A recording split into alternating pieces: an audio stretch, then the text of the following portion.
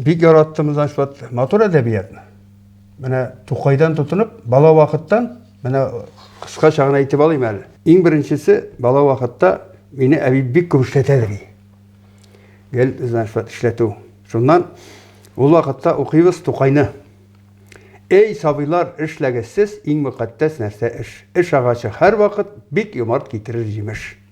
Иресе юк. Анда Биби Мәмдүдә апа дибез, значит, анда Тукайның әнисен эзләп, әллә кайдагы Балтач авылында да, бит, теге Мари кырыендагы Субаш кырыенда таба ул әллә кая шунда күшкәт башларын тыягында пуйсасналар. Иресе юк, значит, ишеле дип тә, кушлавыш дип тә, мин бу сүздән курыкмыйм. Нигә диген?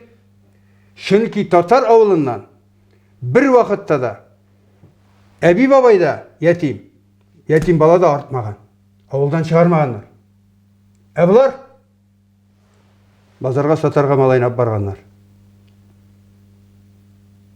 Авыллыкка бирергә дип. Авылдан арткан. Шайбай нәрсә анда йөрергә ди яңадан.